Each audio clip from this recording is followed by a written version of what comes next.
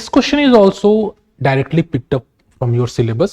Non-government organization, civil society organization, advocacy groups, आपके main syllabus के paper 2 में clear cut mention है. This question is very simple kind of, but again the catch lies in how you are interpreting, how you are decoding the question statement. And if you are decoding the question statement actually as per the demand of the question, then only you can write a relevant answer. So the question is, civil society organizations are often perceived. अब often यहाँ पे कैची word है. अगर आपने often miss कर दिया तो chances हैं कि you miss the entire demand of the question. Often perceived as being anti-state than non-state. Do you agree? Justify. अब इस केस में क्या है कि the very common mistakes that aspirants will do, that they will miss the term often, और उन्हें लगेगा कि question is asking you to give points that the civil society organizations are anti-state actors या non-state actors. तो बहुत सारे aspirants क्या करेंगे कि they will go on giving arguments in favor, arguments in against. बहुत कॉमन सा केस है कि लोग जब टेम्पलेट बनाने का आपको ट्रेनिंग देते हैं, there are institutions which will give you the training to make templates, और वो टेम्पलेट जब आप रट के जाते हैं तो आप यहाँ पे एक इंट्रोडक्शन लिखेंगे and then you will say arguments in favour. आप सारे आर्गुमेंट्स लिख देंगे and they will write arguments in against, और सारे आर्गुमेंट्स आप अगेंस्ट में लिखेंगे and then you will feel that you have met the contextual demand. But my dear friend, the question is not asking you to give arguments so clearly. Question ये नहीं कह रहा. Question कह रहा है कि डू यू एग्री, क्या आप इस विचार से सहमत हैं that CSOs are anti state rather than non state. Anti state मतलब they are against the state and non state मतलब they are not, state is not involve in their function. अब दोनों दो चीजें हैं. या तो आप स्टेट मींस गवर्नमेंट और एस्टैब्लिशमेंट के अगेंस्ट काम कर रहे हैं. अगर आप अगेंस्ट काम कर रहे हैं then you are becoming anti state. अगर आप अगेंस्ट काम नहीं कर रहे हैं और आप अपना नॉर्मल काम कर रहे हैं विदाउट एनी गवर्नमेंट इन्वॉल्वमेंट, और आप अपने ऑब्जेक्टिव जो कि सिटीजन्स बेनिफिट, डेमोक्रेटिक स्ट्रेंथनिंग के लिए है, अगर आप उसके डायरेक्शन में काम कर रहे हैं then you are non state. Non governmental organisations, NGO, state का इन्वॉल्वमेंट नहीं है उसमें. Now the question is asking you, do you agree that they are being perceived as anti state. क्या आप इससे एग्री करते हैं? Do you agree? And the question is asking you to justify. That means इस directive जो word है do you agree, इसका मतलब है कि the question is expecting that you please take a stand. आप एक स्टैंड लीजिए. या तो आप बोलिए कि yes I agree, हो सकता है आप एग्री करें, आप बोलें कि yes they are perceived as anti-state actors, I agree. But अगर आप एग्री करते हैं then you need to justify. आप जस्टिफाई करने का मतलब you need to prove it, you need to show it.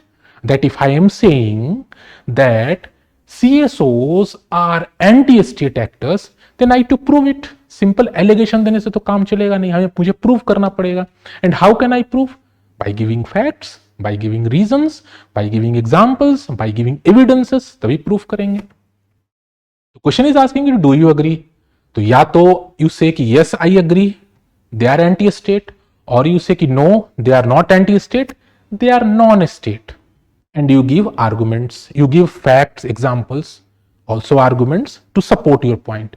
Or you can say that you partially agree. वो भी तो एक स्टैंड ही हुआ ना.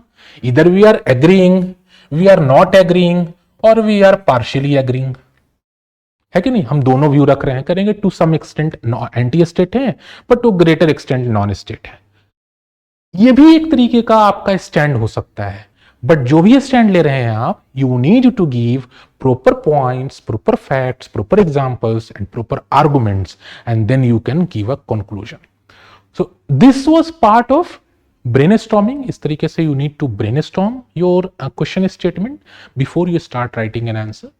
इस के आंसर को स्ट्रक्चर करने का सबसे सिंपल तरीका था कि आप इंट्रोडक्शन में you could have defined CSOs, कि भैया सीएसओ क्या है, सिविल सोसाइटी ऑर्गेनाइजेशंस क्या हैं, you could have talked about NGOs, you could have talked about advocacy groups, और इस तरीके से you could have written about, give a definition of CSOs. उसके बाद आप क्या कर सकते थे कि you could have picked these words, anti state, non state, और इंट्रोडक्शन के बाद you could have given arguments, whatever stand you are taking, you should not be giving your stand at the start. बहुत सारे aspirant क्या करते हैं कि introduction के बाद ही दे विल से कि yes I agree that they are anti state. Avoid doing that, because अगर आपने शुरुआत में अपना स्टैंड दे दिया विदाउट गिविंग प्रॉपर रीजनिंग, तो कहीं ना कहीं वो दर्शाता है कि दैट यू आर बायस्ड। तो before taking your stand you should give proper arguments. आपने तो अपना स्टैंड अपने मन में बना लिया, अब now you give arguments that they are anti state. अब भैया कैसे एंटी स्टेट हैं, वो इस तरीके से कभी कभी इतना प्रोटेस्ट करने लगते हैं कि दे गो अगेंस्ट द गवर्नमेंट। आप फार्मर प्रोटेस्ट जो हुए थे, जो वायलेंट भी हो गए थे, उसका एग्जाम्पल दे सकते थे। आप फॉरेन फंडिंग का एग्जाम्पल दे सकते थे कि किस तरीके से फॉरेन फंडिंग वाला इशू है और किस तरीके से मिनिस्ट्री ऑफ होम अफेयर्स जो है रिस्ट्रिक्शंस लगाने और जांच पड़ताल करने में जुटी हुई है कि कैसे फॉरेन इन्फ्लुएंस तो नहीं आ रहा है इनके ऊपर। अब इन चीजों को बताएंगे तो ऑब्वियसली अगर फॉरेन फंडिंग आ रही है with vested interest, if you can use this term vested interest, अगर फॉरेन फंडिंग आ रही है with vested interest, then ultimately that means कि कहीं ना कहीं वो एंटी स्टेट है, गवर्नमेंट एस्टेब्लिशमेंट के अगेंस्ट काम करने के लिए आ रहा है। तो इस तरीके से you could have written about anti state.